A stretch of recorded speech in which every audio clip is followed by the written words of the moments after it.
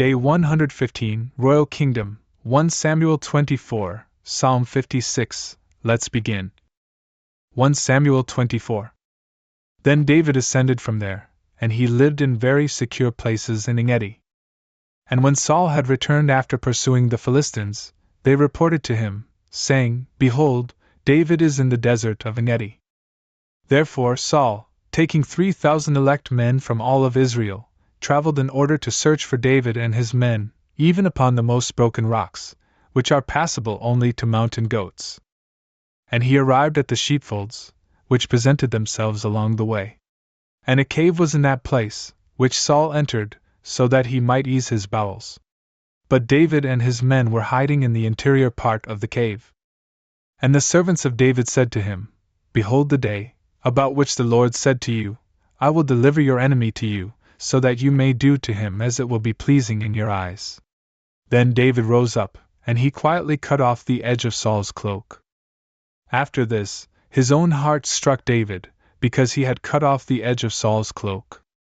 And he said to his men, May the Lord be gracious to me, lest I do this thing to my Lord, the Christ of the Lord, so that I lay my hand upon him. For he is the Christ of the Lord. And David restrained his men with his words, and he would not permit them to rise up against Saul. And so Saul, going out of the cave, continued to undertake his journey. Then David also rose up after him. And departing from the cave, he cried out behind the back of Saul, saying, My Lord, the king! And Saul looked behind him. And David, bowing himself face down to the ground, reverenced. And he said to Saul, Why do you listen to the words of men who say, David seeks evil against you? Behold, this day your eyes have seen that the Lord has delivered you into my hand, in the cave. And I thought that I might kill you. But my eye has spared you. For I said, I will not extend my hand against my Lord, for he is the Christ of the Lord. Moreover, see and know, O my father, the edge of your cloak in my hand. For though I cut off the top of your cloak, I was not willing to extend my hand against you. Turn your soul and see that there is no evil in my hand, nor any iniquity or sin against you. Yet you lie in wait for my life, so that you may take it away. May the Lord judge between me and you. And may the Lord vindicate me from you. But my hand will not be against you. So too, it is said in the ancient proverb, From the impious, impiety will go forth. Therefore, my hand will not be upon you. Whom are you pursuing, O King of Israel? Whom are you pursuing? You are pursuing a dead dog, a single flea. May the Lord be the judge, and may he judge between me and you. And may he see and judge my case, and rescue me from your hand. And when David had completed speaking words in this way to Saul, Saul said, Could this be your voice, my son David? And Saul lifted up his voice, and he wept. And he said to David, You are more just than I am. For you have distributed good to me, but I have repaid evil to you. And you have revealed this day the good that you have done for me, how the Lord delivered me into your hand, but you did not kill me.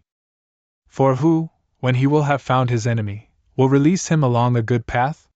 So may the Lord repay you for this good turn, because you have acted on my behalf this day.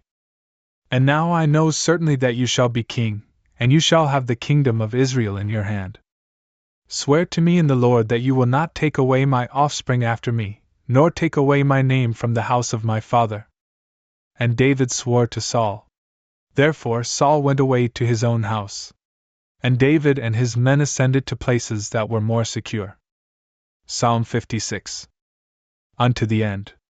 May you not destroy. Of David, with the inscription of a title, when he fled from Saul into a cave. Be merciful to me, O God, be merciful to me. For my soul trusts in you. And I will hope in the shadow of your wings, until iniquity passes away. I will cry out to God Most High, to God who has been kind to me. He sent from heaven and freed me. He has surrendered into disgrace those who trampled me. God has sent his mercy and his truth. And he has rescued my soul from the midst of the young lions. I slept troubled. The sons of men, their teeth are weapons and arrows, and their tongue is a sharp sword. Be exalted above the heavens, O God, and your glory above all the earth. They prepared a snare for my feet, and they bowed down my soul. They dug a pit before my face, yet they have fallen into it. My heart is prepared, O God, my heart is prepared. I will sing, and I will compose a psalm. Rise up, my glory. Rise up, psaltery and harp.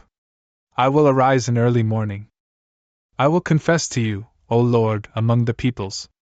I will compose a psalm to you among the nations. For your mercy has been magnified, even to the heavens, and your truth, even to the clouds. Be exalted above the heavens, O God, and your glory above all the earth.